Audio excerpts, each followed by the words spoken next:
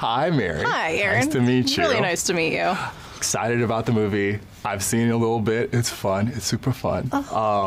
So, how does it feel to unite these three very different characters under one roof? It's so exciting to bring these three characters together. It's really been a long time coming. I was fortunate enough to work on the first Captain Marvel movie, where we made it a real point to make Monica the age that she was, because we always knew that one day Carol and Monica would share the big screen together. I helped continue Monica's story. I produced WandaVision. That was a blast, and a really interesting crossover that celebrated the history of the comics. Crossovers and team-ups are very much a part of the DNA there. And then when Miss Marvel was coming out, my gosh, Iman Vellani as Miss Marvel is just the best thing ever. That show is wonderful and so well done. And it's awesome to bring them together in this installment. And it's really through their team-up that we learned that together we're more than the sum of our parts.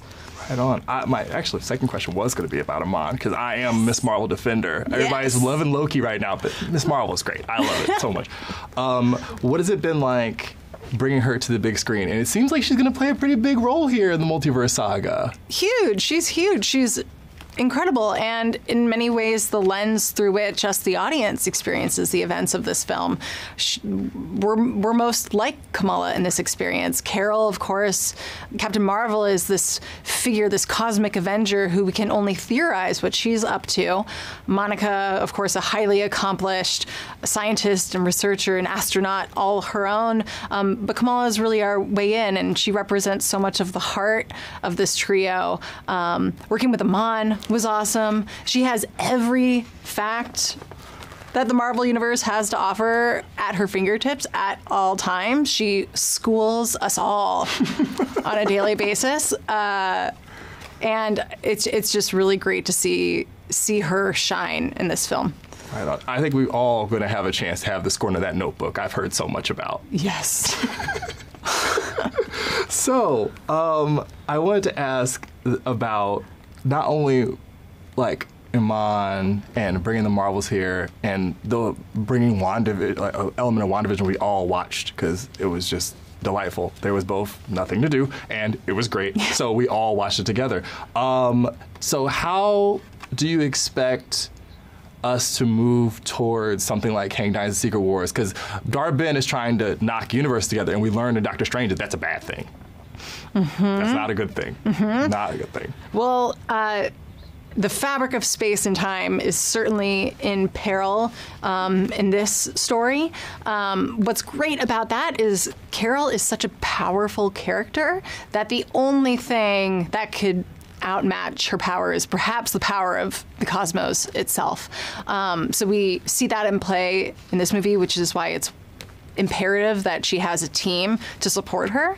And as for the ramifications of the events of this film, Marvel security is always watching, and I can neither confirm nor deny anything. The last time we saw Nick Fury, it was a much more serious affair for Secret Invasion. This is a lot more like Samuel L. Jackson's having a blast being our favorite former S.H.I.E.L.D. director, now SWORD director.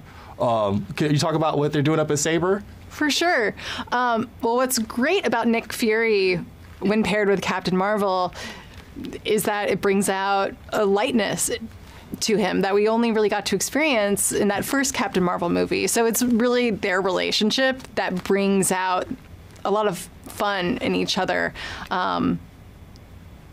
He's great. He's wonderful. He's really wonderful.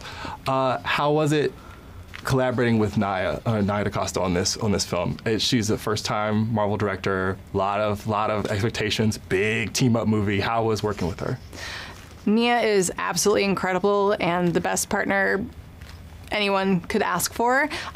She's not only super cool, but she's a huge nerd.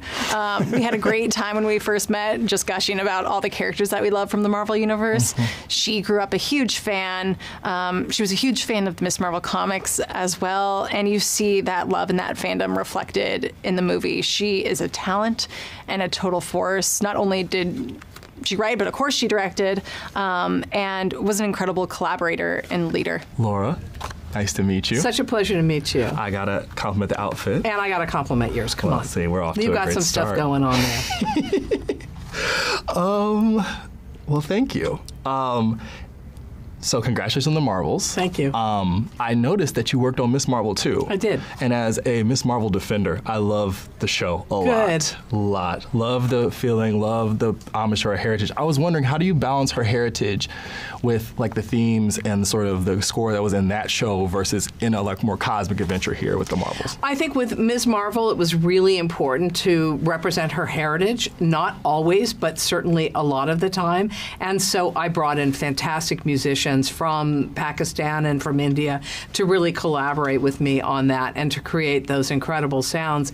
And then that augmented and blended and exploded with your, more traditional Marvel superhero, I think was the right blend for that particular project.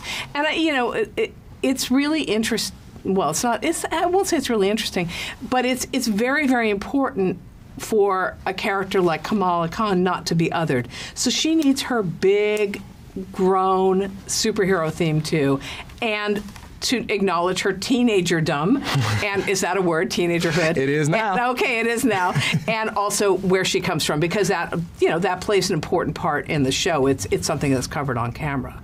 So the cosmic adventure, then it's this. It's a very different thing, but the same issue.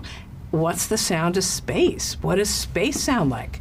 And I thought and did a lot of research into that, and so there are a lot of sort of solutions, or at least my conception of what space might be like. Not having quite been there myself yet, but you never know. After today, I might just shoot myself up there, Could happen. It could happen. It could happen. Well, shifting gears to someone who has been to space now, Monica Rambeau, who we all met in WandaVision. Yes. I love all the television motifs. Was there any way to work some of that TV magic, any Agatha all along fun? I love that show, right? That show is so awesome.